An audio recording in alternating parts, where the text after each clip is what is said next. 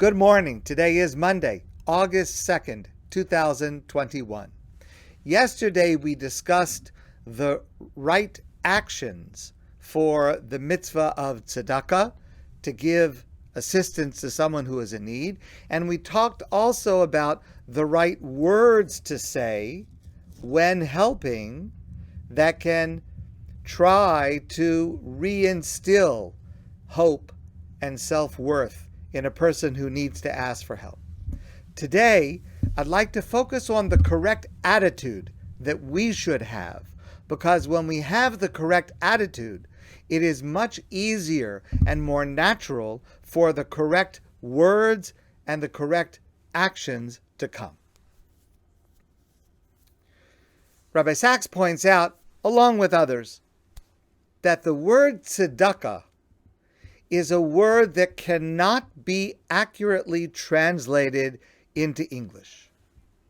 And that's because the word tzedakah joins together two concepts that in English and other language are opposites, namely charity and justice.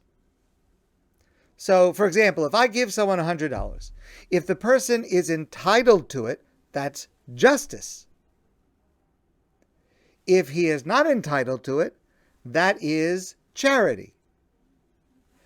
An act of charity cannot be an act of justice, and an act of justice cannot be described as an act of charity. But tzedakah is an unusual term that does not have a precise translation into English because it means both charity and justice. And the word flows from a certain theology of Judaism that is unique to Judaism, which differentiates between possession and ownership. Now, this idea of the differentiation between possession and ownership is actually a deeper theme of our parsha this week, the parsha of Re'eh, and we are going to discuss it later with God's help in different areas. But the main idea is, according to Jewish theology, we discussed this before, everything in the world belongs to God. And we who, in quotation marks, earn it, or grow it, or make it, all in quotation marks, we are really holding it in trust for God, because ultimately it belongs to God. And God sometimes gives us the right to make use of it under certain circumstances. So we may have possession of it, everything in the world, but we never have absolute ownership of it. We're trustees. And therefore, when we share what we have with someone else, we are doing an act of charity, but we are doing it because we're only the trustee. It's not ours to hold on to. So it is an act of charity, and at the same time, it is an act of justice, because that is what is required of us, acting as trustees for God. And that's how tzedakah means both charity and justice. Rabbi Dr. Twersky and others have a deep insight to this concept that is applied to a technical detail of Jewish law. We've touched on this before. Let's say, for example, in the laws of inheritance, let's say, for example, there's a man, he has 3 daughters. So, when the man passes away, according to the Torah law, all 3 of his daughters will inherit equally. Now, the father could decide to alter the amounts and give one more than the other. It's not the right thing. Our sages decry doing such a thing because it will probably lead to jealousy and animosity, and a person should not do this. But it is possible, when it is done correctly according to Jewish law, making use of what we've discussed as a halachic will. We've discussed this in the past, and that's also a subject for another time. But it can be done to give one more than the other.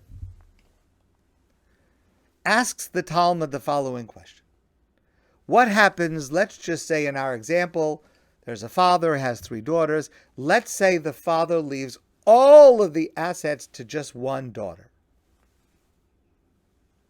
So the Talmud says, we assume, and by the way, we assume means legally we assume, and that means that we are allowed to impose this in Bet Din, in a legal setting as a matter of law, that the designated daughter, the daughter who's left everything, is only a trustee and must share equally with her sisters.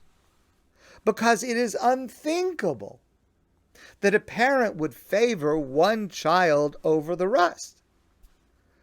And it must be the fact that the father apparently did this by leaving the entire estate to one child. It must be that the father meant to designate that daughter as a trustee to see to it that the other daughters would get their equal share. That's what the Talmud says. And here's the application. Why is it in this world that some of us are rich and some of us are poor? It can't possibly be because God favors some of his children over others of his children. God loves all of his children equally. So why did God give a bigger share to this child and give nothing to that child? It must be, the only possible answer is, if you have more than someone else, it must be because God has appointed you as the trustee on behalf of those who have less, to see to it that everyone is cared for. And that is why it is called tzedakah. It's not just charity in the sense of generosity or kind-heartedness. It is the responsibility of trusteeship. It is an act of justice, because the only reason you were given more is because you were appointed a trustee by the heavenly court to share it with those who are in need. And that's how tzedakah is charity and justice combined. Rabbi Melech Biederman gave a great example of this.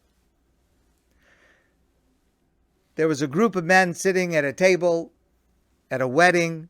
This is before COVID.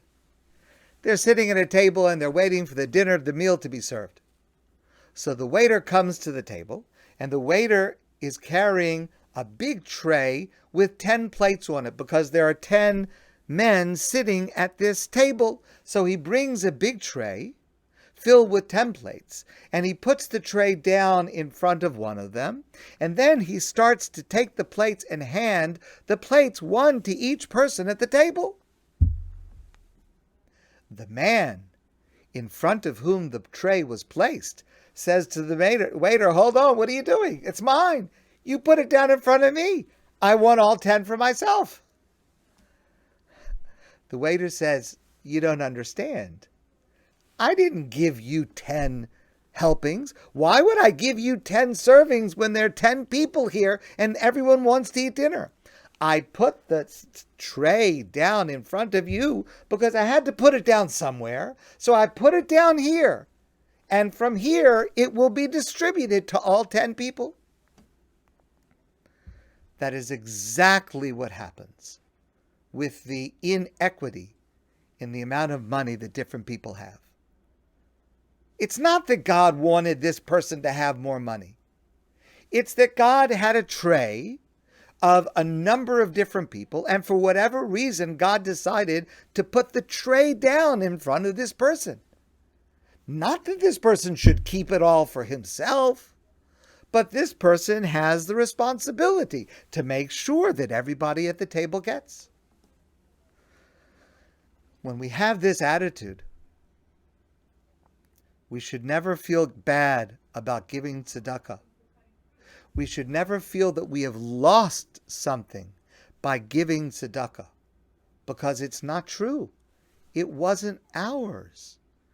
It was put down in front of us like the waiter did, waiting for us to do what we were assigned to do with it, which is to share with others. And when we have this attitude, then the actions of tzedakah and the words of tzedakah come much more naturally. And that's the goal that we are to reach in not only practicing tzedakah, not only using words relating to helping another, but to have the idea in our mind of why it is that one person has more than someone else. My friends, I want to wish you a great day, and I look forward to seeing all of you soon in person.